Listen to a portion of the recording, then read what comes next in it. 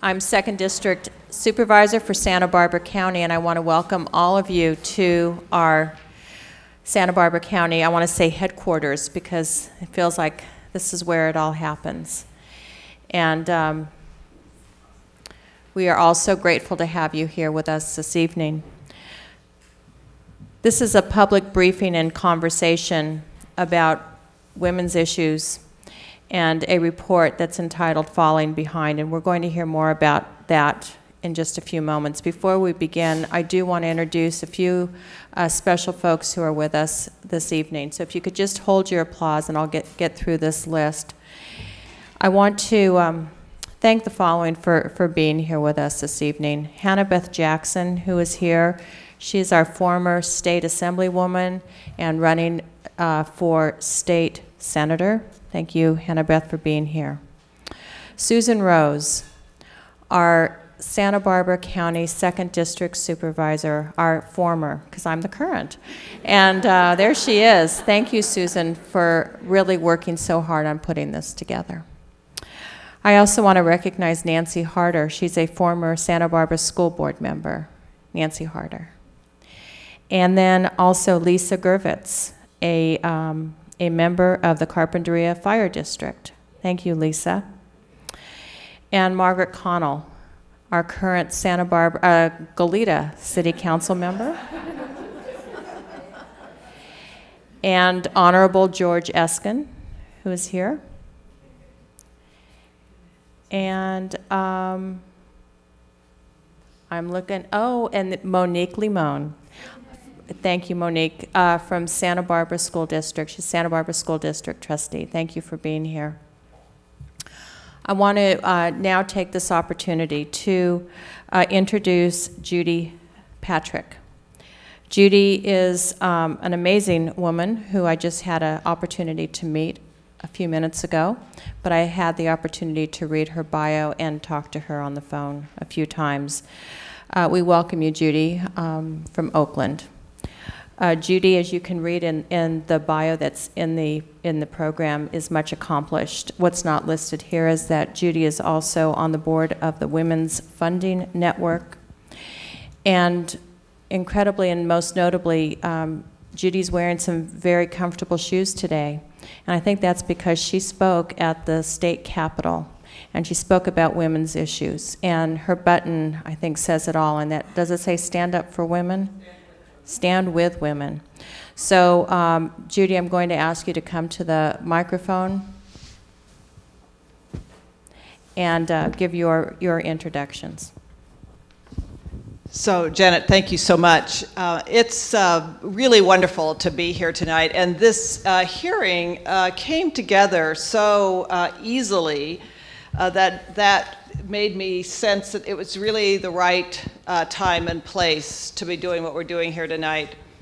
There was lots of interest in co-sponsoring it, and I just want to say thank you. And if there's somebody here from one of these organizations, will you please stand? So the Fund for Santa Barbara, Jeff Green, a few good men here, that's wonderful. The Santa Barbara Foundation, Jan Campbell, and Martha. The Santa Barbara Women's Political Committee, I don't know your names, but thank you for being here, being a co-sponsor. The Community Action Commission, and great, thank you very much. The McCune Foundation, thank you. Social Venture Partners, I've seen several of you, great, wonderful to have you here. The Commission for Women in Santa Barbara, good to see you. And the League of Women Voters, great. And finally, the Women's Fund of Santa Barbara. All right. So it's great to have, and the Women's Fund of Northern Santa Barbara County. There you are, all right. So great that you're here with us. So, yes, I was this morning in Sacramento, and I am wearing very comfortable shoes. And I was in a t-shirt this morning. that said Stand With Women, and I'll tell you a little bit more about this campaign because it really is built on this research. And the purpose of being here tonight is really to walk you through the research and hopefully energize you to get involved and do something about it. So I'm going to try a kind of awkward angle on the podium because I don't want to be clear up there. So the Women's Foundation of California did this research and released it in February. And we really did this project because people in the Capitol were saying to us, we need good data to make the cases that we need to be. So electeds and staffers that worked in senators and assembly members' office. So that was really why we produced this research, which takes a 5-year retrospective look at what's happened to women in California as part of the recession and as part of 5 years of state budget cuts. So the Women's Foundation of California is a nearly 35-year-old statewide foundation. We have a very big vision, which is we envision a state where every person, every woman and her family is economically secure. It's our goal that women are safe and healthy. There are many threats to this vision. This isn't news to any of you in the room today, but we are living in a time where women's lives are literally on the line in many, many different ways. I haven't quite figured out why this is such a critical time for women. I understand the budget issues around it, and I understand what's happened to women in the recession. But there are other things that are happening that are impacting the lives of women that remain a mystery to me. But needless to say, these are critical times for women. And what women have gained is really under threat, and you'll see that in some of the data that we talk about. The Women's Foundation invests in women who are leading in their communities. So we both make grants and we run the Women's Policy Institute in Sacramento, which is a year-long institute that trains women to do legislative advocacy. And there have been 2 or 3 people from Santa Barbara that have been fellows in that program. We invest in those leaders and we invest in organizations working in communities to lead change in their communities. It's our belief that those closest to the problem are in the best position to solve that problem. And one of our former grant partners is here with us from Ventura, from CAUSE, Maricela. So welcome and thank you for being here with us. We are moved every single day by what women in communities can do to lead change. And this is where we see our hope. And as women become more involved in the policymaking process, we think better policies get made. I have many logistics here. The mic, the advancer. So we, for a long time, have believed that good data makes good policy. And that's what this report is. And there's a summary on the back table if you want to pick it up when you leave, and the full report can be found on our website. So part of what we did with this report, which we commissioned from the California Budget Project, a very respected sort of budget think tank in Sacramento, part of it was really providing good data to make good arguments. We also believe that our budgets, whether they're our household budgets or the budget of the state of California, that these are fundamentally value statements. And we want to talk about the values that we think are important for the state of California. We also believe that we have to build awareness for what's happened to women in Sacramento and beyond. And so being here in Santa Barbara is the beyond, and we've gone to other communities to talk about this report. Because it's only when people in communities talk to your elected officials about what's happening, and this is where the rubber is meeting the road in terms of what's happening with the state budget, that we can begin to see some change. And the final reason we did this report is that we are really wanting to put pressure on policymakers to do the right thing. And as I talk a little bit more about the Stand With California campaign, I'll talk more about that. So the Falling Behind report, one of the main findings in it is that we are in this perfect storm or imperfect storm where the recession, what happened to women because of the recession and what's happened to women because of the state budget cuts has really impacted women and their families more than anybody else in the state. So the researcher Jean Ross and I kept arguing whether this is the imperfect storm or the perfect storm, but nevertheless there's been this collision of things that have happened that has particularly impacted low-income women and single female households. And there's a growing income gap. I'll talk more about that later. And the cut to state budgets, programs in the budget, can really fuel an economic recovery if we would let it. And the final point that we're really trying to make at this report is that women of this state are truly an asset. Women are the leaders in their households and the leaders in their communities. And when we invest in women, our communities get stronger and the state gets stronger. And there's been a big move towards not investing in women over the last few years. So no surprise, single mothers and older women were most significantly impacted in the last 5 years. And the cuts have also reduced access to higher education for women, a stunning finding there, and that the wealth gap in California is growing. None of this should surprise you, but we now have the data that really speak to us. Women have not shared equally in the economic recovery. You may have heard at the beginning of the recession, they were talking about this as a man session, that it was really construction industries and careers in which, manufacturing careers in which there are a lot of men. And women actually were impacted later by the recession because women hold most of the public sector jobs. So as public budgets, state and local budgets were impacted, many teachers, people who worked in social services, in the government, many women working in the public sector lost their jobs.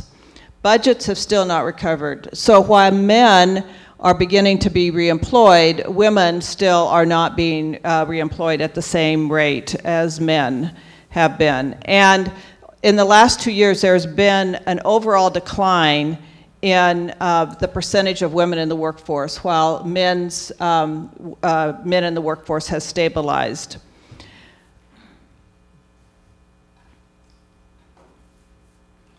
The weak job market and the budget crisis has significantly impacted single mothers. One of the findings in this report that most surprised me is that all of the gains that single women made post-1996, so in 1996 we had the Clinton welfare reform, which required women who were receiving welfare to go to work. Women made significant gains in employment, and in the last 4 years, those gains have been completely evaporated. So the drop in women, the employment of single women has dropped 10% in the last 4 years, erasing 15 years of gain. So the employment rate now for single women is now at 59% in the state of California. The other thing that single women have experienced is a decline in the work week. So the average work week for single mothers has dropped by 2 hours a week. That doesn't sound like a lot, but over the course of a month, that's $80. So that's 2 tanks of gas, at least 1 trip to the grocery store. So this cut in 2 hours is impacting the lives of single female-headed households also. The other thing that's been happening is that the state is cutting programs that single working mothers need to stay in the workforce. The cut in Health and Human Services over the last 4 years, so this is the safety net programs, is over $5 billion. And that's, in the scheme of things, a huge cut. Part of what's been cut is access to childcare. Now, the women who played by the rules in 1996 and got jobs still, because wages are so low, are probably getting a small child care supplement so they can keep their children in child care. What the current cuts have done, the cuts that have happened, and the new proposed cuts, is that those women are losing their child care benefits. When they lose their child care benefits, they often lose their jobs. This saves nobody money. They, go back on public service, we lose their tax revenues. But the child care costs have particularly impacted single working mothers who have gone into the workforce. The budget of the state of California spends only 2.5% of the total budget on health and human services, on safety net services. 2.5%. Not very much. Of the cuts that were proposed by the governor in January of this year, he was recommending an additional $4.2 billion in total cuts. Of those, $2.5 billion were cuts to the safety net.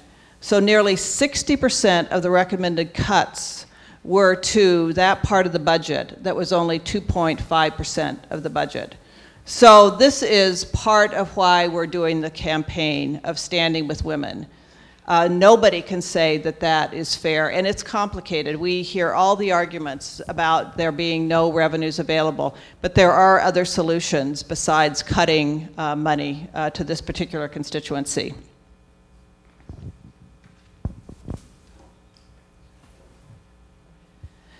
One of the other findings that really concerned us is how older women and women with disabilities are being impacted. So there is state support that's called IHHS. This is support that goes to people with disability and to older Californians. And this is another place where big cuts have been sustained. And in fact, in the revision of his budget, which the governor issued today, really additional deep cuts are being made to those people that are receiving these kinds of services. So they're in the situation of needing to decide, well, do I want a caregiver for 2 hours every other day or 1 hour a day every day of the week? But it's really tough decisions that these people are being asked to make. The other impact of that is that the workers who provide those services are disproportionately female. So in fact, this is meaning a job loss for over 300,000 workers that work as personal caregivers. These are sobering findings. The panel will be a little bit more enlightened, I hope. The other surprising finding in the research is what's happened in higher education. We looked, the California Budget Project looked at data, enrollment data, and one of the findings from the community college system is that there had been a drop in enrollment of 130,000 students, and that 82% of those students were women. And this was shocking, and in fact, the Budget Project went back to the community college system and said, this can't be right, will you rerun these numbers? And they reran the numbers, and they came back the same. So this is where low-income people, particularly low-income women, get access to education. And it's really only through education that earnings begin to grow. So this, again, is a place that women are being disproportionately impacted.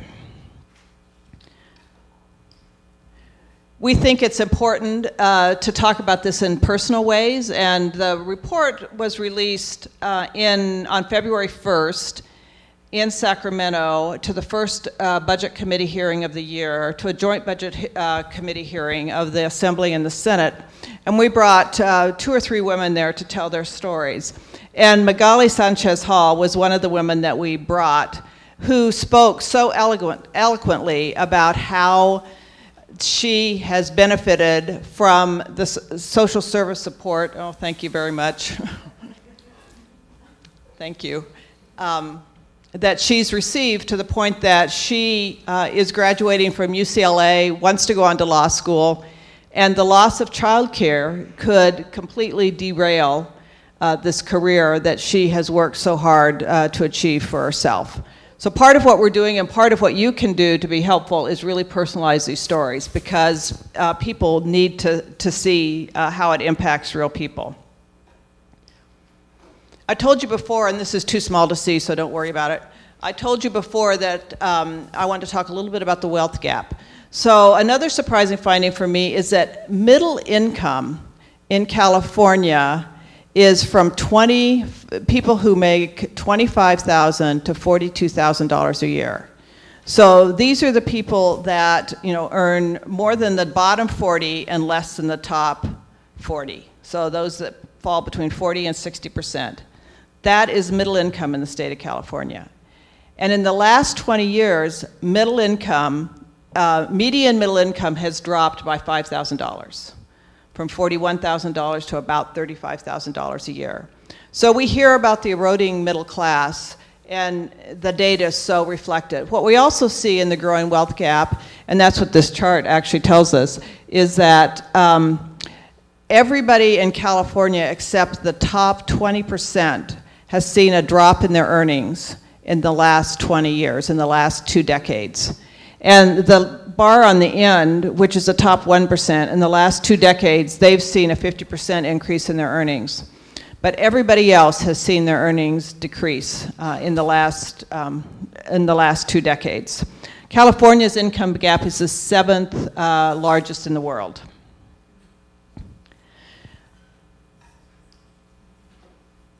So we think that the numbers are only the beginning of the story. It's in knowing the numbers that we can then begin to work for change and craft the arguments that are vital to bringing change. When we did this hearing on February 1st, Assemblymember Brownlee said this information in the report must get out to every corner of California. Women and men alike need to coalesce around this issue. So I've mentioned before that today we launched this campaign, Stand With Women. It's kind of an unusual thing for a foundation to do. But what's happened during the recession is all of those organizations that had full-time advocates or lobbyists in Sacramento no longer have them. So the women of California have nobody in Sacramento right now who is an advocate on behalf of women. So we have stepped up at this point with many of our partners to launch this campaign until the budget is signed that is asking people to stand with women. We're asking the electeds to consider the women in their life every time they make a decision, whether it's their mother, their grandmother, their daughters, their aunts. But think about the women in their lives as they go about making these decisions. We also are framing this campaign as not just about cuts. We're framing it about revenues also, and we're saying we are not going to we cannot cut our way out of the financial problems that we have in California, that we cannot solve our problems without finding some revenues. And there are revenues available right now that if there was a political will to close tax loopholes and to figure out some of the complex corporate tax issues that would begin to close the budget gap that we have. The governor, as you know, and probably know, over the weekend announced that the deficit is now projected to be at $16 billion. So here's where we are in this process. The governor every January the governor issues a budget. That's a proposed budget. We wait until the April tax revenues come in to see where we are. And then in May, the governor issues what's called a revised budget. You might recall that on the ballot last year, we had Proposition 25 that let us, the voters approved that the legislature could pass a budget with a majority. So, but we need a 2/3 majority to raise revenues, but we're at a place, because of that, we're at a place where there's a lot of commitment to passing a budget on time. So the budget has to be signed by the governor no later than June 30th. So today, May 14th, the revise was issued, and we really have a month now to make the arguments that we need to make and try to stand with women in this budget cycle. So we're going to go to the panel now, but before you leave tonight, I'm going to ask you to do a couple things. They're easy. but a way to build some momentum over the next 2 months around really trying to take care of the women and families in this state. So thank you for listening patiently. Pick up a copy of the results in the back before you leave if you're interested in them. There'll be a question and answer period for about the last half hour that you're here tonight, so you'll have a chance to ask questions about these data as well as ask questions about the panelists. So it's now my great pleasure to introduce Dr. Nancy Leffert, who will moderate the panel and introduce her fellow panelists. Thank you. Thank you.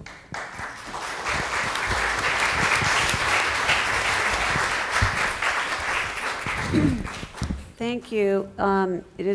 It's really a pleasure for me and an honor, actually, to be here and to facilitate this panel of my colleagues. And I'd like to introduce them to you. There's a more complete biography in your programs. But I'm going to introduce them from my left to my right. And first is Janet Wolf, who, as you all know, is our 2nd District Supervisor since 2006. She has had a long history of public service, and particularly as an advocate for issues concerning women and children's health and safety and education. Kathy Gallagher is the Director of the Department of Social Services for Santa Barbara County. Now, boy, is that a big job. She oversees the administration of federal, state, and county human services, and she has worked tirelessly, as you can imagine, to bring adequate services to the people of this county, and particularly in such very trying times. Fran Forman is Executive Director of the Community Action Commission, and she oversees all of the operations of this organization, working with a $24 million budget and over 10,000 clients with 400 staff members a year, I assume that is. It doesn't say that, but I assume that's a year. And she has been very active in community action commissions all over, and is also on the South Coast Task Force of Youth Gangs. And last but not least is Martha Harmon, Senior Vice President of Community Investments for the Santa Barbara Foundation. Martha brings long experience in foundation work, government, politics, and private sector to her current position as Senior Vice President, Santa Barbara Foundation. We're very lucky to have her here in Santa Barbara. She's relatively new to us. And she was previously CEO of a college scholarship foundation and founding director of the Men's Anti-Violence Network of Arizona Foundation for Women. And I'm very pleased to be here with all of you. And having reviewed these data, let me say this first. For those of you who don't know me, I'm in addition to being president of Antioch University, Santa Barbara, my background is as a child and adolescent development specialist. My particular expertise is adolescence, but I'm obviously very interested in women and children. And having gone over these data several times now, having been a researcher in my past, I love looking at data. I'm one of those people. I find them to be absolutely shocking. And I looked for ways to see whether there was some way something's got to be wrong. These can't be right. And I keep reading them over and over again and seeing the same just overwhelming data. So I want to call on my colleagues tonight. I'm going to call on our sort of two of our panelists who are in more the social services angle of things, and the other two panelists who are more addressing things from a policy foundations point of view. So in my first question to each of them is to tell our audience, if you can, what each of your perspectives are on this report, particularly from the lens where you sit, your place, on the ground, in policy, etc. So if I can call on you first, Kathy. Certainly.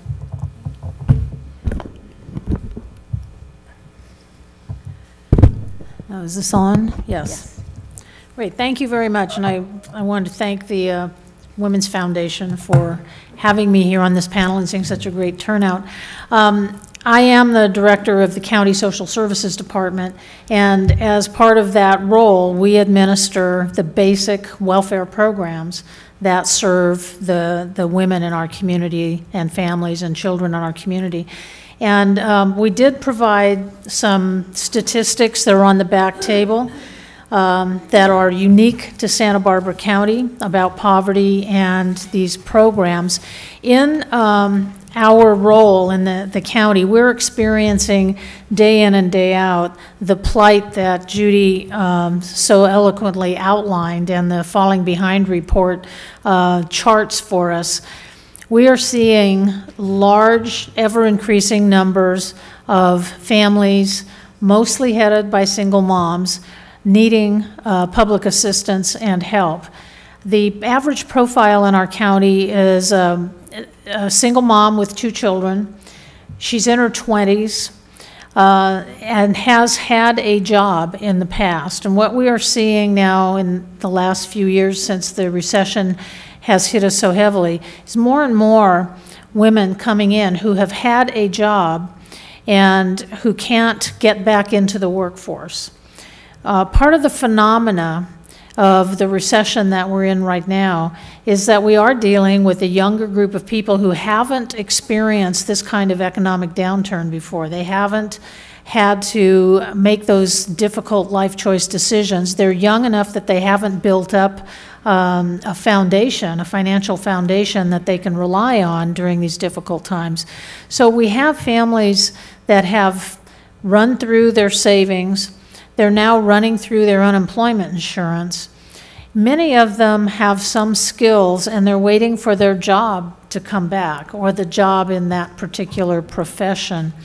What we're seeing now is that the unemployment insurance is running out, the savings have run out, and the choices are more limited for our women to find adequate job training and something that they have some talent or skills for and that they're interested in. The other phenomena, and you may have heard this through the media, is that employers are hiring fewer and fewer people who are among the long-term unemployed. So said a different way, the longer you remain unemployed, the more difficult it's going to be for you to find a job. And that's happening across the country, and it is happening here in Santa Barbara County as well. We're seeing that predominantly with our population, again, that are receiving CalWorks. The food stamp program, now called CalFresh in California, is a program that's utilized primarily for what we call the working poor or the underemployed, people who may have moved from a full-time job to a part-time job. Our food stamp program that are just food stamp recipients are serving more than we've ever served in the history of Santa Barbara County. It's about 11,500 individuals now. That's a over 60% increase in the last 4 years since the recession started. The CalWorks program is the cash assistance program, and there are about 5,000 families receiving CalWorks now. About 3,200 of those are headed by single moms. Again, the average size being a single mom with 2 children. The maximum cash grant in the CalWorks program for a 3-person family is $638 a month. That's the maximum grant. There have been reductions over the last few years because of the economic downturn, 12% reduction in cash grants. That cash grant is now exactly the same number of dollars, $638, that it was in 1987. And I'm not talking about purchasing power, I'm talking about the exact grant amount. So in 1987, that $638 purchased a lot more than it does today. The food stamp benefits for a family of 3 will average around $250 a month. Again, that's not very much when you have growing children. And then one of the areas that Judy pointed out in her overview was childcare. You have to have, in our economy, you have to have reliable, affordable childcare in order to look for a job, go to training, go to work. The childcare is extremely expensive, and in the handout there's some data for you about what childcare costs here. But if you choose to use unlicensed childcare that you feel is safe and reliable, so maybe your best friend who lives down the street from you, for school-age children, that amount alone is over $300 a month for one child. That's the market rate in Santa Barbara County. So consider your grant. If your grant is $638 and you have to spend over $300 of that for childcare for one child. So it's a situation in which our single moms cannot hope to attain self-sufficiency. Compounded by, again, what Judy laid out for us is the budget process. We had the May revise today of the governor's budget proposal, which continues to propose reducing the eligibility for recipients of cash assistance, the CalWorks program, from what is now 48 months in their lifetime to 24 months in their lifetime. And by lifetime, I mean if you're 17 years old, you become pregnant, you come in and apply for CalWorks with an infant, you haven't finished high school, it'll take you a year to complete your GED. Now you have 1 year of lifetime eligibility left to go into job training, find a job, and leave public assistance and become self-sufficient. And you can never come back and apply for assistance again. Wow. Thank you, Kathy. Fran? Well, on that bright note, and thank you for inviting me, and thank you, Judy. The question is the impact, how I see the impact of this report from the lens with which I sit and I view the world. And I, really picking up on exactly what Kathy shared, is the way that I see it is that everything is on the table right now. Everything is on the table. Things that we used to count on as being there, as part of a safety net, quite possibly will no longer be there.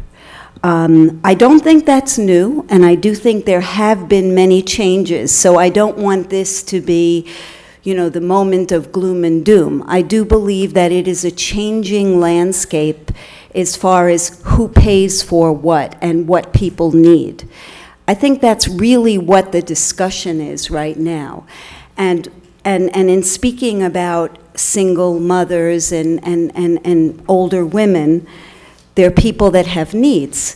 And so certain programs, when I read the report, I knew about personally, because childcare that's funded by the state of California has been cut. And over the past 5 years, as this report states, in our particular county, it's been cut by 11% over that period of time. There are less slots, there are less opportunities for working parents to have their children in childcare. But when I read the report and I saw, I think, another thing that I want to make a point about that I think is very important, it's hard to think about federal funding when we are a day that today the May revise came out. So that's what I'm thinking about is what will the state fund? What will the state fund? But I think that it's very important to notice that everything is on the table, including very basic programs that we just completely count on, like the senior nutrition program, like food programs for children. These are programs that we just automatically count on being there to feed children while they're in school, to feed seniors, to deliver. Here in our county, we have 600 seniors receiving a meal on a daily basis through that program, and that's on the list also as far as being cut from the feds. But again, I don't want this to be, I think that we have dealt with this before. There are cuts, there are changes as we move along. Another point, though, that is brought up in that report is about jobs lost. And I think that that's very important. There have been jobs lost. Those 400 people that you're talking about that we employ in our organization, there used to be a time that, there would be a job lost here and there for funding, but now we're not keeping up with that. People are losing jobs. We're not being able to employ them in other places in our organization. I think the bottom line is that for organizations such as ours that does depend on government funding, we have 44 contracts, and most are related to government funding, whether it's federal, whether it's state, whether it's county, there is less revenue. And I think that is really what this discussion is about. We're not just about how do we get funded. What we care about is the women, the families, the children, the seniors. So I think, and we'll get to this part when we start talking about call to action and bright spots, I think that has to be how we have to be thinking now, is how do we make sure that people continue to get the very basic services that we have been providing to them for years and years so they can survive. There's been a push over the years. We need to collaborate. We need to work more together. And I think that we've done that. But there is a big assumption that's always made that those collaborative services will always be there. And I think now what we need to do is to look at what will be paid for and what will not be paid for, and who will have needs in our community, that we as a community can work together to make sure that those needs are met. Thank you. Martha. Thanks, Nancy.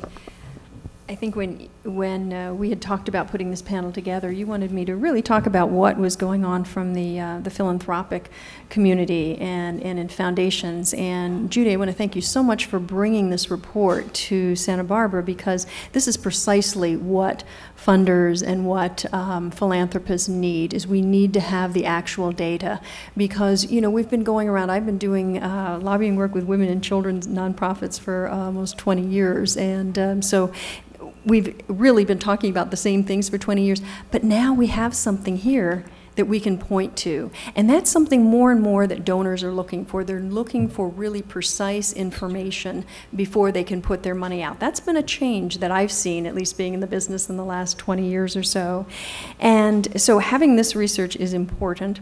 I think also then what we need to do is take a look at what are our responsibilities as funders, as foundations, as donors.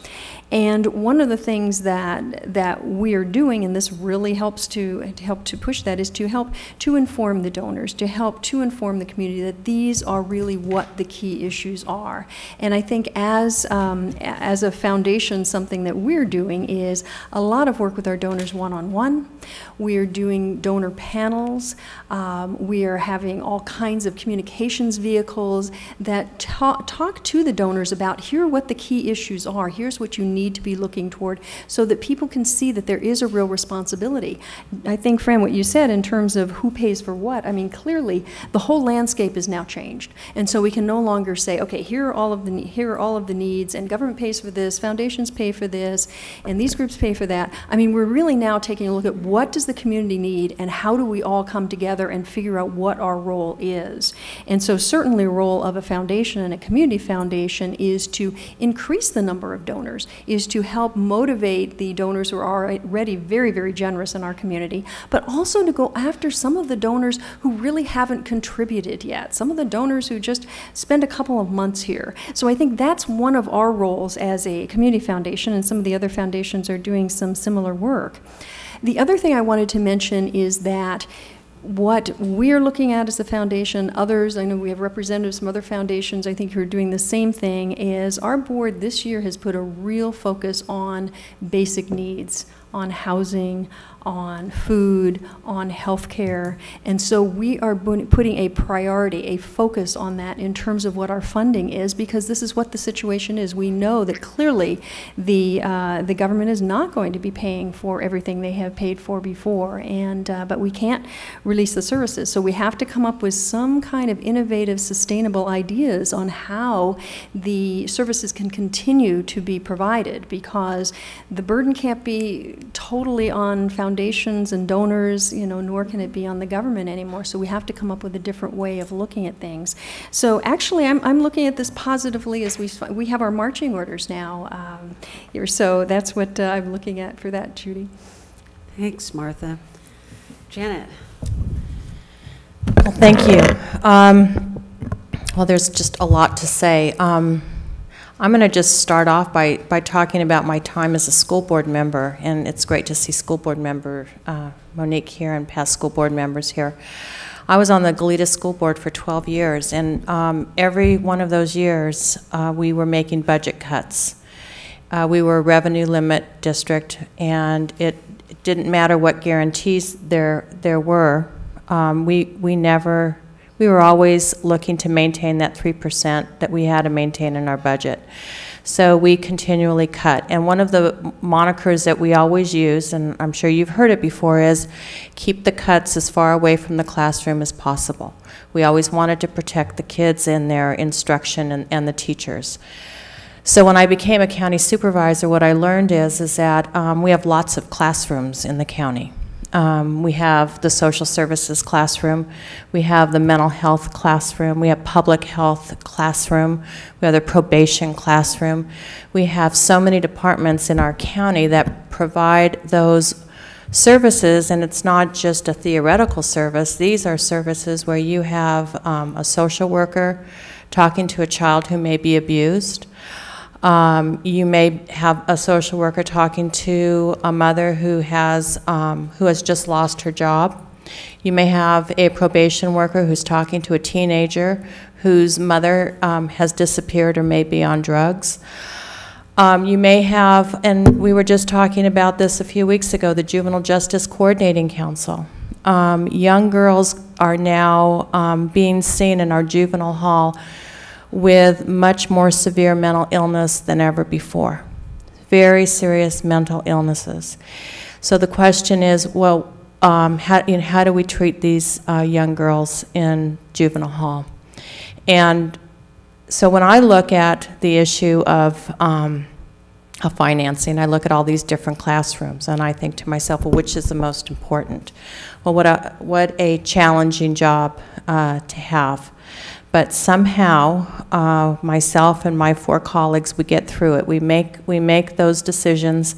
We make those decisions every year. Since I've been on the county, I hate to say it, this negative financial thing follows me, but honestly, right before I got on the board of supervisors, and Susan probably knows this, I was looking at the list of property, the amount of property taxes that we were getting before I came on the board, and it was 10%, 8%, 7%. The last 2 years, we were at 0.9% property tax that we were getting in the county, and we considered ourselves lucky in Santa Barbara County. We were one of 2 counties that had a positive property tax valuation. So, so we count, one of our biggest revenue sources is our property tax, which is not has not increased. I would say has not increased. And our other funding source is state and federal government. And our third largest source, which is about 25%, is basically fees for service, charges that we, if it's for permitting or other types of services that the county provides. So our revenue stream has been cut significantly, and unfortunately, we have had to cut services. And then you look at, you know, I'm just going to talk about Kathy's department, the social workers in her department.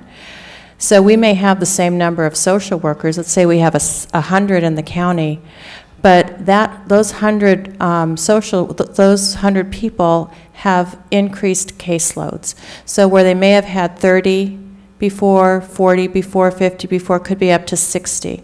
So the level of service that they're able to provide to single moms, all of the other issues that I talked about, it's much more difficult. I was a vocational rehabilitation counselor, and I tried to keep my caseload to 40 people.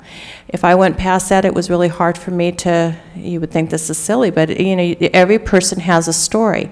And you know, I think anyone who is a teacher knows, the ratio, the smaller the ratio, the better the service. And our county folks in so many departments are seeing so many more people, and it's just incredibly difficult, but they are probably the most devoted public workers. I just want to make a statement. Public employees deserve so much credit, and it's really unfortunate that we have seen kind of a slapping of our public employees as almost the root of so many ills in our society, when in fact just the opposite is the case.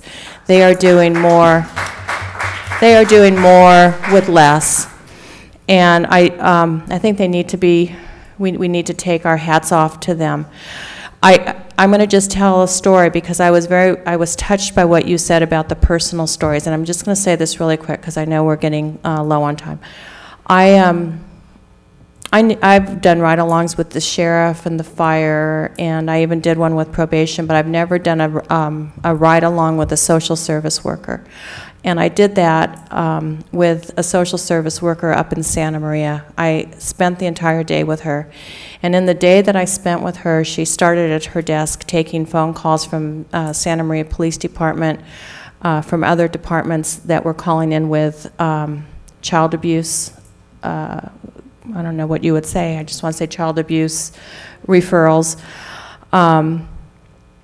She took about an hour of taking those calls, and then she had some set appointments. So I went with her to her first appointment, which was seeing a single mom in an apartment in Santa Maria. The mom has 3 daughters and a little boy. She didn't know where her 3 daughters were. She didn't know if they were in school. They were all teenagers. She wasn't really sure where her young son was. She was taking care of her mother, who was in the apartment. And you think you know everything, or you think you've seen everything. Seeing that just was so troubling, because I thought, how can I have 3 daughters? We know where our kids are, but the reality in our community is that it's not. This is the reality: is that people are struggling. She was struggling.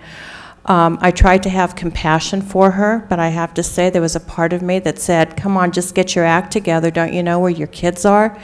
But when I found out later from the social worker what were all of the issues that she had gone through, she herself had been abused, she had lost her job. So there's a lot of counseling, there's a lot of background that goes into these individual cases, yet you've got one mom and 4 kids whose lives are affected. And then after we left her, because that was the interim meeting, we went to an elementary school, and we saw 2 children. They were kindergartners, twins, who had their mother had just reported sexual abuse that she thought had occurred to her 2 little twin daughters. So that was just a part of the day of being with a social worker. And if you can imagine, I mean, it was incredibly devastating to me, and it was for the social worker as well. But this was her job. This is what she did every day. She followed up with me a couple weeks later to give me a status report on these two situations, and things had improved in both situations. But it was an eye-opening experience, and I think for those of us who are decision makers, we need to. And there's, God knows, there's a lot more that I need to learn. But as much as we can learn what's going on the ground, as much as we can talk to employees, as much as we can talk to community members, I think the more that we learn and the better decisions we make. Thank you. Thanks. Okay. You know, obviously there's so many, you can hear the burdens that these very hardworking people are carrying to try to care for the women, children, and families in our community. But I'm wondering, do you think there are any bright spots? Can I ask you first, Fran? Sure. I do, actually. And I think that sometimes economic climate, through our economic climate, necessity becomes the mother of invention. And I think that as a community, there is a very progressive county and nonprofit network. I think in the end, you know, I'm not going to, oh, excuse me. There certainly is competition, and I think that as it should be. But I mean, we all are, you know, we all need funding, and so there is competition. But I think that in the end, people do work together, and I think there are some real examples. Another big bright spot, and I have my colleague Martha next to me, I think we are so fortunate to live in this community with the philanthropic nature of the community. And the fact that I can't underestimate, I could say, I could praise the foundation for saying the devotion of more funding to basic and core needs. Just wonderful. It's a realization. I think there was a long time that, you know, with money there's strings attached, and I understand that. You have to give to get. And many times, you know, the funding sources call the shots, as they should. And I think that over the years, the funding has become a lot more prescriptive in telling us what to do. And I think that's changing in that there is a realization of the need to, again, look at what are some of the basic needs. I do consider that a bright spot, and I think that we in Santa Barbara County are fortunate. The report points out the disparity of income. And that's certainly a reality here, but in some, it's a double-edged sword for us because it's also resources. And I can very vividly, personally remember getting a letter from the state of California to say, sorry folks, we're no longer funding. It was a moment in time just like this, where they just kind of crossed off a program midstream and said, 150 young pregnant women are not going to get services anymore. Not only that, you're in the hole for 4 months. And that's how that works. Well, that's how this May revise works, is they can kind of go back, and it's in your contract. It's in your contract that they could go back and say you're in the hole for 4 months. Well, I could remember being pulled out of that hole by the foundation. And so I think that is a, you know, that, I mean, I hate to say it, I think that's an advantage. And I don't think that every county in the state of California has that. And I do consider that a very big bright spot. So as far as other bright spots, I do think that another thing is happening in the county, and I was excited about this, in that, you know, although we're being asked to collaborate more, we're also being asked to do more with less and to develop efficiencies. And I was actually excited to see that Recently, we've been hearing a lot, for an example, about collective impact. And this is a philosophy that's brought into our community as far as collective impact, and we need to work together. And I saw, hey, let's take this philosophy and let's apply it to already existing work being done. And I thought, that's a bright spot. That's a bright spot, because I think it's very important not for each of us to create our own center of the universe and we bow at the altar of CAC. I use that as an example. I think it's very important for us to be really and truly working together humbly and recognizing that you're not the only one in town, that you're not the only one that does what you do well. And additionally, we need each other. We need each other. And there used to be this idea that, to me, it's a bright spot, just give me the money and I'll solve it all. Well, I think that you would have solved it already if that was the case. And that's the answer that I like to kind of give to other organizations that have that philosophy. I do really believe that a bright spot is the realization that we do need each other and we do need to work together. Thank you. Martha, I'd like to call on you next, particularly since Fran has given us some very, I think, accurate information about the importance of our philanthropic network here in Santa Barbara. Yes, I think certainly we have a lot of bright spots, actually, and I think, Fran, you had alluded to the collaborations among the nonprofits, and CAC is certainly on the forefront of that. And so I think I'm not even going to talk about that because you all know what incredible work the nonprofits are doing in their collaborations. A couple of things I wanted to bring up in terms of funder collaborations. We have such innovation in this county. And I was pleased to see actually here in this audience, I want to make sure that, let's bring up the Women's Fund, for instance. That is hundreds of women raising money to give out money to organizations who are helping women and children. I think Carol Palladini, I think I saw here somewhere, yes, and Judy Markline from the North. That is a model. I mean, we are past the point where we can expect that we have this parental thing up there. Congress is going to save us, or the CEOs are going to save us. I mean, we're now talking neighbor to neighbor. And so some of the innovations in the in donors, and even waiting for the foundations to come in and save things. So when we're seeing this peer-to-peer, the Women's Fund, I think, is a wonderful innovation. I saw Claude Case here from Social Venture Partners. This is a group of business people who are coming in and giving their time as well as their money to solve community problems. And Joan Young, I see, is here as well. That's incredible. And what was the other group I hear? Oh, Mary Beth Carty.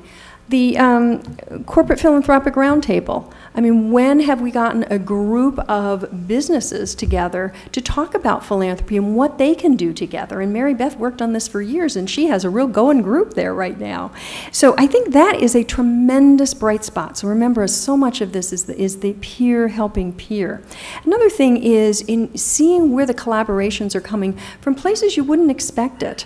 And I want to mention the Unitarian Church in town for taking the lead in their warming centers. They have an associate minister spending half of her time coordinating this, working with the hospital, working with 11 other faith-based organizations, working with city government, other nonprofits, a taxi cab company that gives half-price cab rides to those who need it. So that's another group that we have to really get together, not only foundations, nonprofit, government, but bringing in corporations, bringing in faith-based, bringing in the politicians. I think we all have to be sitting here together. And so I think that's a tremendous bright spot. That's something that I've seen in the city in my few years here that, that we don't necessarily have, and we see it in the county as well.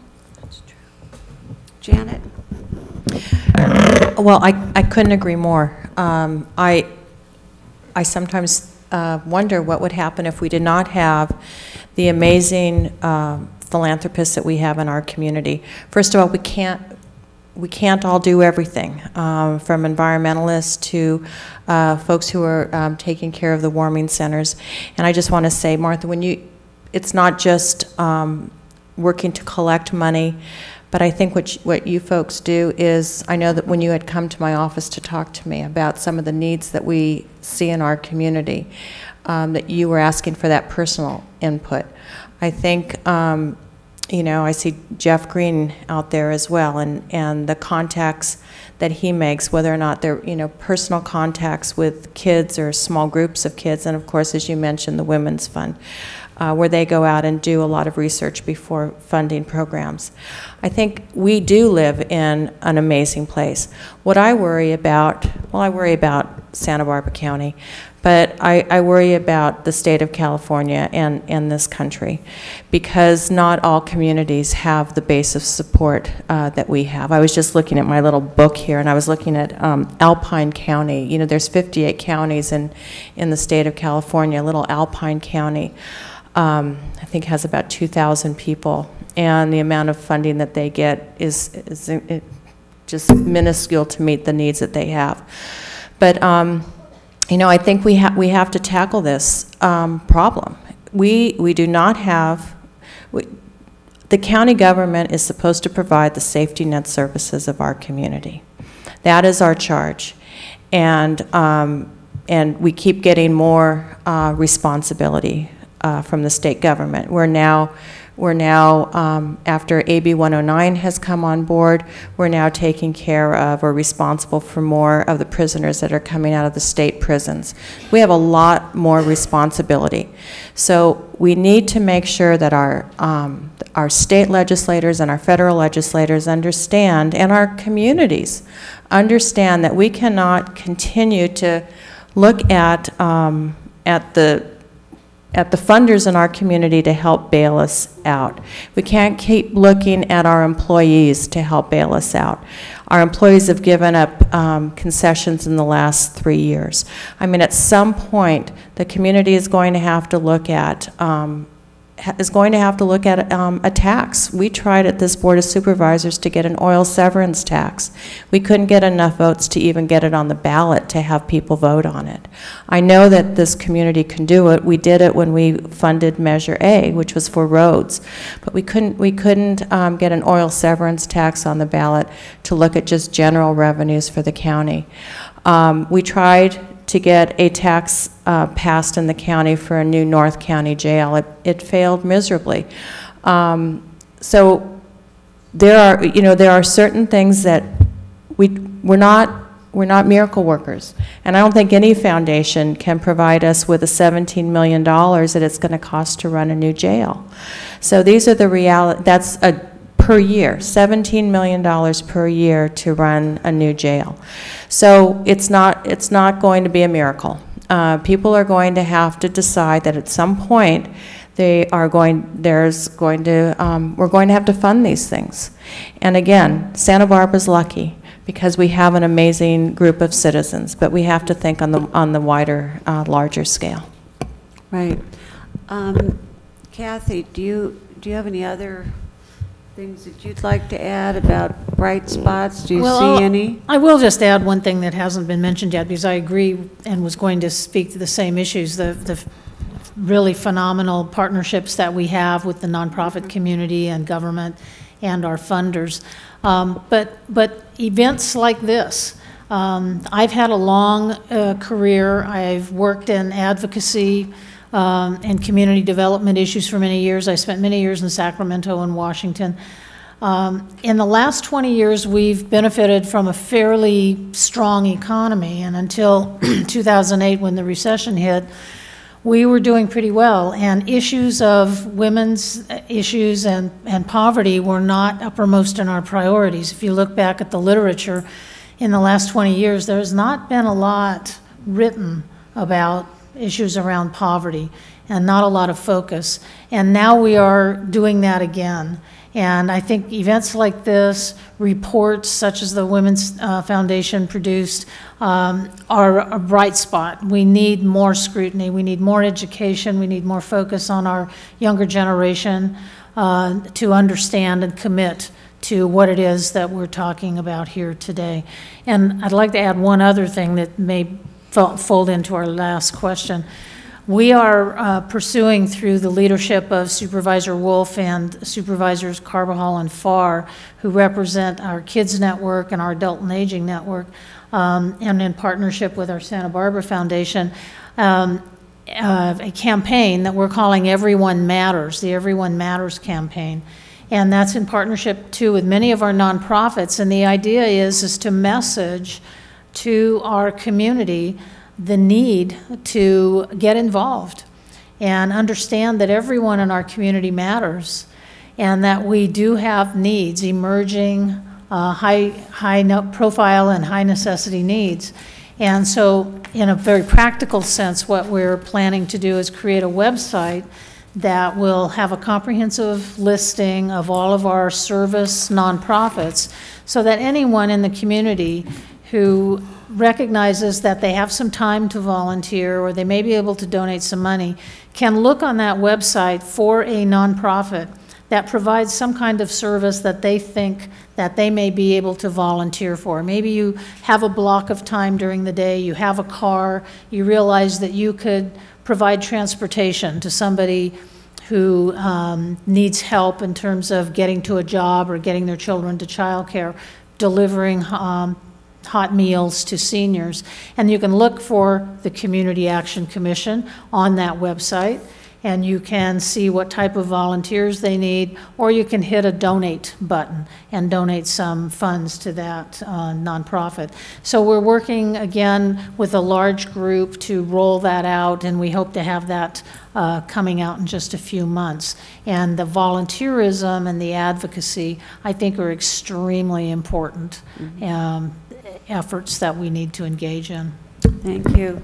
I want to leave some time for questions, and so, but before I do, I'd like to ask our panelists if they might briefly address the issue of, if you could give a call to action of the people sitting in this room, what would you ask that they do? Janet, can I ask you? I'm just going to ask you, and then we'll go down the line to Martha. Well, all of you are already doing your call to action because you're here, and God knows everything that you do when you're not here. So I think for me and my job as a county supervisor is to be aware of what's going on at the Board of Supervisors, look at the agendas as they come out. We're approaching our budget hearings. That's really, I always say that every Tuesday is that's my test day, and the budget hearings, that's the final exams. That's where the rubber meets the road. That's where we make our important decisions. So I would say to each of you, aside from the work that you're doing, look at our budget. It's online right now. See where the proposed cuts are. Advocate for those things that you feel that we should that we should maintain, and also give us some other suggestions, because we are going to have to make cuts. That's the reality. It's not as severe as it once was. So I guess my call to you is to be continue to be involved and give us your input. Thank you. Kathy? Actually, I'll defer in the for time. I basically just gave my answer to that. And I thought Janet gave a great call to action. Mine is similar. I think that no one entity can solve all the problems. I think the discussion is about, who's going to pay for what, but I believe that we can handle this. We are the village. So we're not going to be leaving people in a moment of need, and we need to find other ways, other creative ways to pay for the needs of the most vulnerable people. I think we can. And then a call to action to people in my business is, I think we have to do, all of us, to do a better job of connecting the dots. I think there are services there. And somebody once said to me, you have to pretend that your clientele is a parade going by, because the parade going by does not, needs to learn again what you do. And so we make a lot of assumptions all the time, and you have to keep relearning. We're going to get in the car and go home tonight, and things are going to change again in our community. So don't think you know everything, because you don't. There are lots of new and exciting things happening all the time. Be open to it, and also work together collaboratively. That's my call to action. And I can't best that, so I think it's perfect to go to question and answers. All right. Well, first of all, thank you very much. I think that was really a perfect counterpoint to this information. Are there any questions from the audience? Of course, Hannah. This obviously hits very close to home. My question really is for Judy. Back in the early 80s, we did a whole series when we had the California Commission on the Status of Women, which I think has now been reconstituted with private funding and all, which is kind of a shame that we don't have anybody lobbying for women in our state. So we were focused at that point in time on something we call the feminization of poverty. And basically what we did is identify particularly women going through divorce or women with children who would never marry and were not receiving any kind of assistance for their children from their father and so forth. This strikes me as being fairly similar. We're getting back to that. During the 20 years, we were able to do some legislation. We did work on child care. We were able to have child care funding for women going through welfare to work. We're losing that funding. Does anybody have a suggestion for what we can do to even raise that issue again? Because it sounds like we're falling back into that level of poverty. Or just how we go about it in 2012, dealing with an issue that we worked on in 1981, where we made some progress, and now it sounds like we're sort of back to where we were before, something that seems to parallel a lot of what was going on in the state of the country today. I'm curious if you have some suggestions. That's a Judy question. Yeah, I think this is absolutely right. And there's interesting history, and I think we can take a lesson from that. So that work on the feminization of poverty was really begun by Diana Pierce, a researcher, right, who really looked at the true costs of what it takes to live. That work has become something now that Kathy Gallagher here is using in the form of the Economic Self-Sufficiency Standard and the Elder Self-Sufficiency Index, is that right? Yes. But so Diana's work has lived on in different ways, but we have lost ground, as you know, legislatively. And I think that this is part, I mean, this is an easy and it's a hard answer. But that's why I think it is time to take a stand and to say that this is unacceptable, that we can no longer balance a budget on the backs of women and their families. And I think with all of the clamor in this country to reduce taxes, reduce taxes, reduce taxes, you know, we have ended up in this place that we cannot support, I think, the values that are important to this country. And I think if you ask people, do you believe that women should live in poverty more than men, they would probably say no, right? I don't think anybody would believe that that's the way it should be. But unless we raise the awareness of it again and again and again, that the wealth gap hasn't closed, that the benefits that were in existence are fading away, that we are almost where we were in 1981. So I think it's about standing up and making noise about it and working for the legislation that you know, will bring some of the services back. Yes.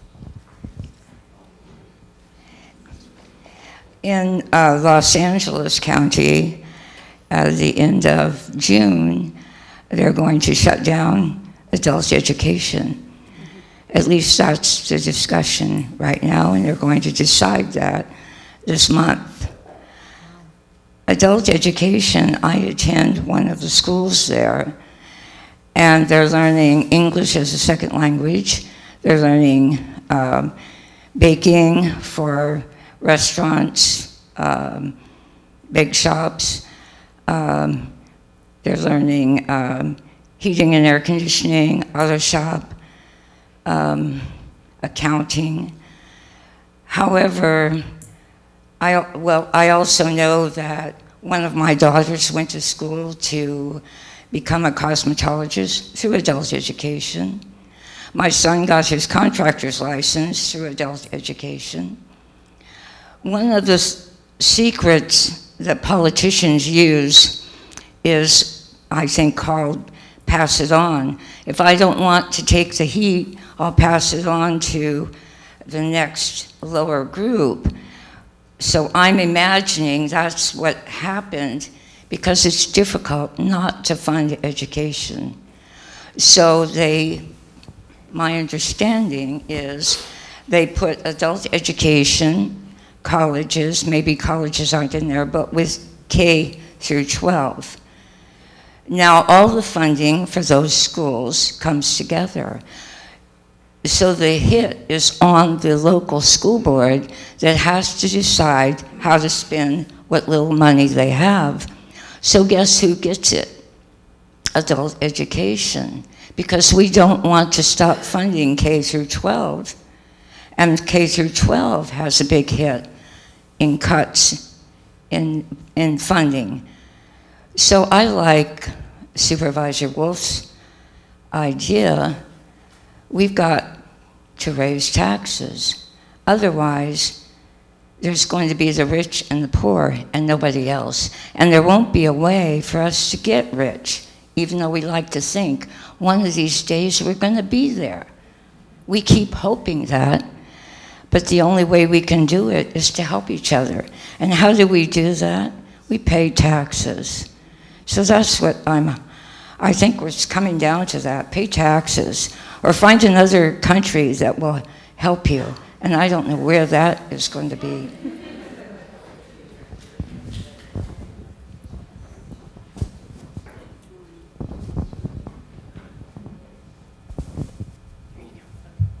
We're going to quit. We started about 2 minutes late, so we're going to quit at 20 till 9, just so if you're planning on speaking up promptly at 8:30, that's what's happening. Hi. I think it was a great presentation and a great panel, and a terrific focus on how to make do with the situation as it exists. My question is jobs. I have two thoughts. One is going out and trying to bring jobs in that are good paying, stable jobs. And I'd like to know if the county, has any efforts in that regard, or working with the Chamber of Commerce and others.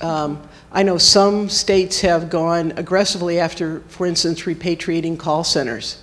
So there's a lot of work that can be done, even possibly from home, for people who, where the employment wouldn't be sufficient otherwise. The second thing is social entrepreneurship.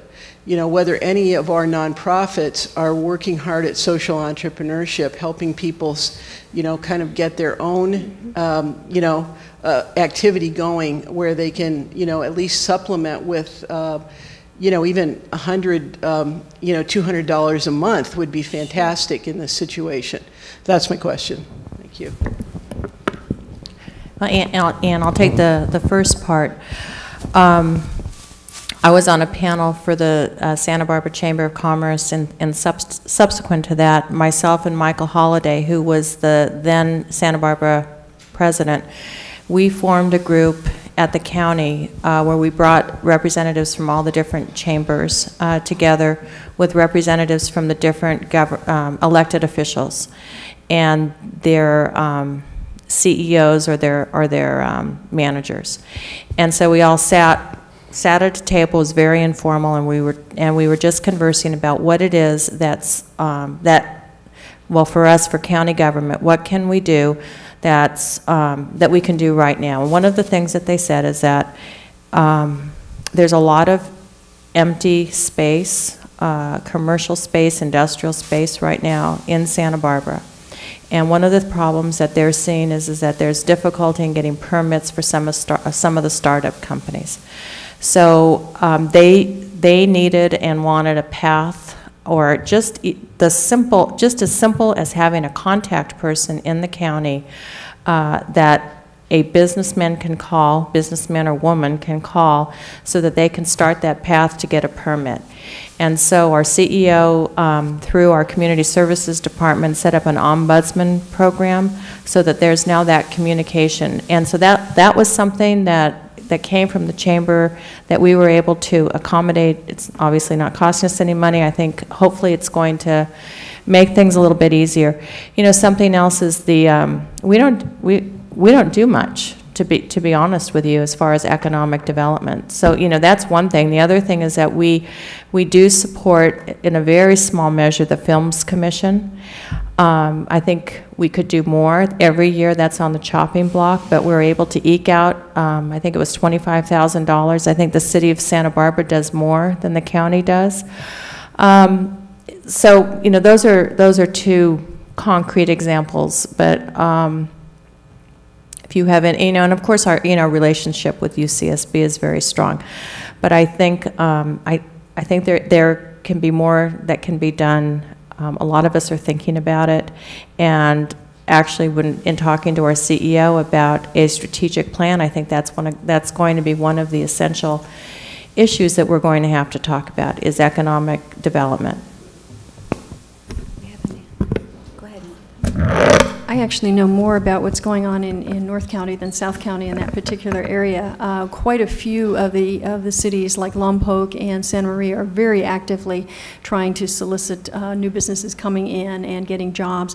There's another organization that has just started up called the Economic Alliance, and they have, I think, 11 different groups in different industry areas who are specifically looking at that and coming up with a strategic plan that's just in the North County. In terms of the social entrepreneurship, I know there are probably more out there than I can think of, but one in particular is with Casa Esperanza with their Good Cookie, and that's something that the Social Venture Partners has helped them to do. It's so hard when you're a nonprofit. You're surviving. You're trying to make payroll. You're trying to get the service delivery out there. So that's what it's so incredible to have a group like Social Venture Partners in, because they can take their people power and help create things. And so that's where we go back to the peer-to-peer. So that was just one example I thought of. Other questions?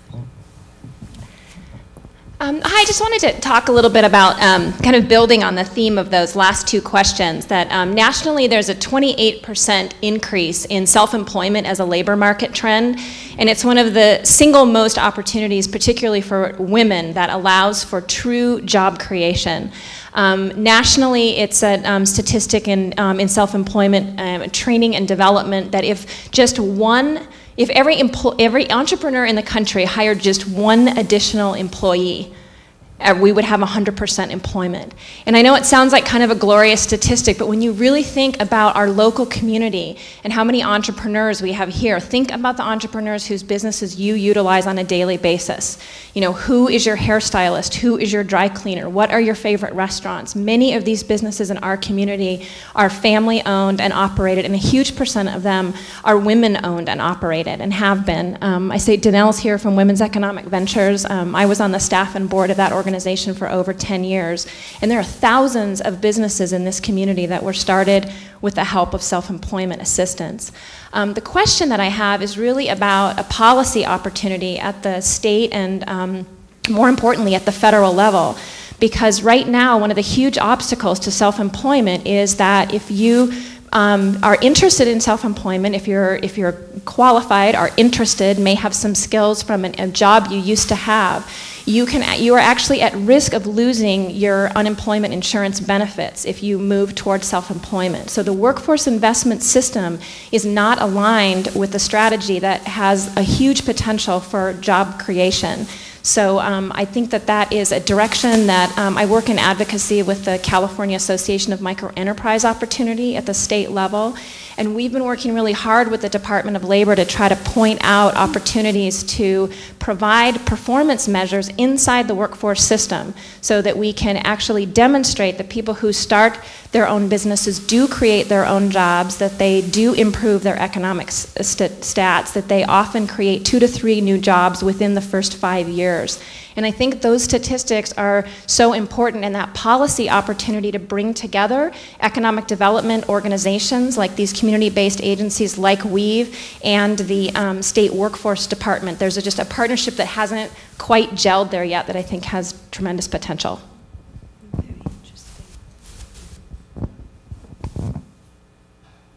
Any other questions?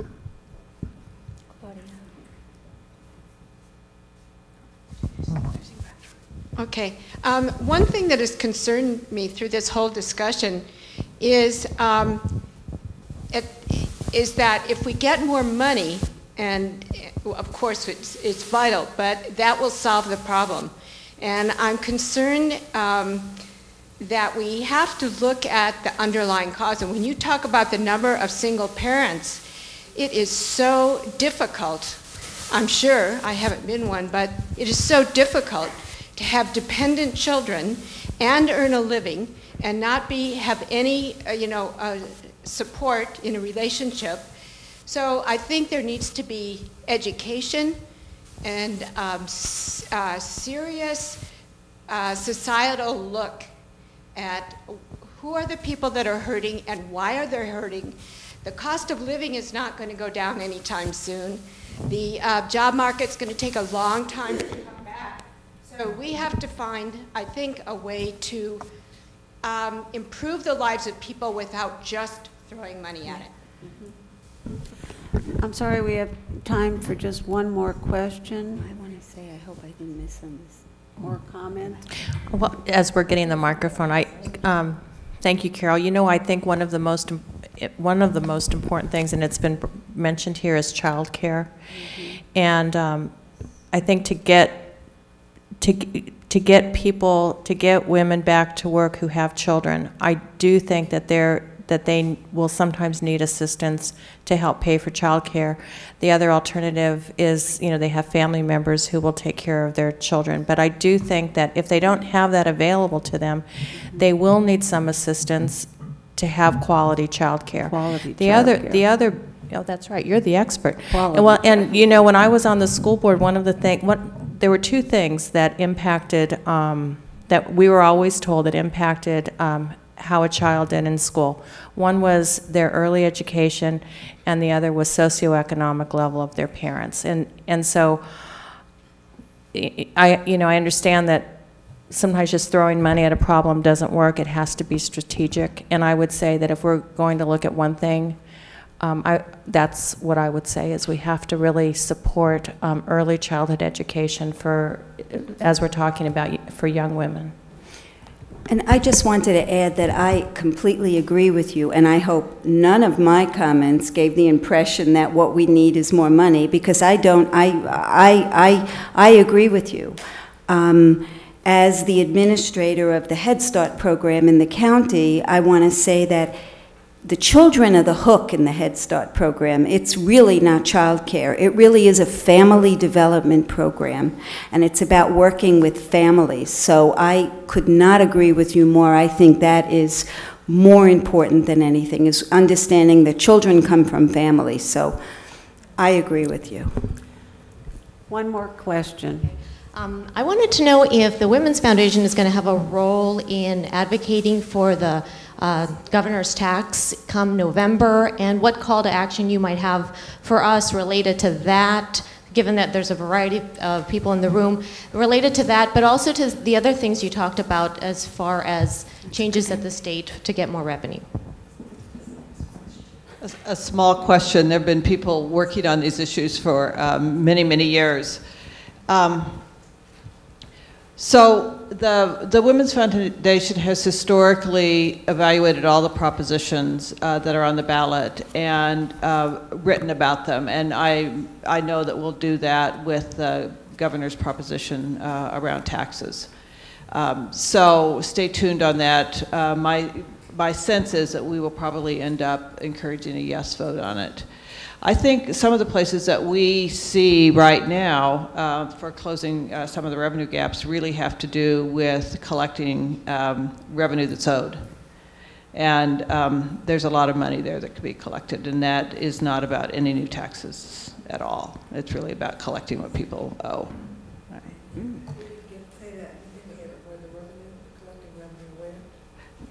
Collecting taxes that are owed. All right, people who are not paying their taxes. There's a lot of money there to be collected. So I want to start by thanking all of you for coming. I particularly want to thank our panelists, and Nancy, thank you so much for moderating. We're very lucky to have your 35 years of expertise in higher education and in social services administration with us, and feel like we didn't fully benefit from the knowledge that you really bring to what we're talking about. So I hope we can have that conversation at some point, but thank you to all the panelists who thought very carefully about your remarks. I also wanted to thank people that are responsible for this happening. This started with a lunch that Jan Campbell at the foundation, at Santa Barbara Foundation, and Catherine Downing and I had over lunch. And Catherine Downing, by the way, is the chair of our board and a wonderful partner to me in the work that we do. Also from the Santa Barbara Foundation, Ashley Butler and Nick Mundy, who's been managing our technology, helped put this together. Jan Ferry with Santa Barbara County made sure that we got here today. And then Susan Rose, who immediately jumped on the bandwagon and helped us get a lot organized around making this happen. So thanks to all of you.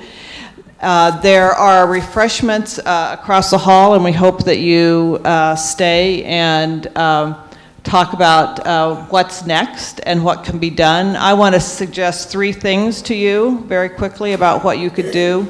I would really encourage you to call your senator and assembly member soon and tell them to work on a budget that is not all cuts, and then call them again in 2 weeks. So call them twice and just communicate what's important to you in your values in this state. Then we are doing a lot of this over social media, so if you're on Facebook or you tweet, we're really wanting to spread the word on this. And so if you go to the website of the Women's Foundation, and you'll get a follow-up email on this, there is a profile picture that you can download for the period of this campaign. So reach out to your friends, spread the word that it's important right now that we stand with women in the state of California. And the final thing I'll say, which has been mentioned up here, it is in fact doing this policy work that is important, and it's also important that we help on an individual level. So help somebody who needs your help. Thank you so much. It's been wonderful to be with you.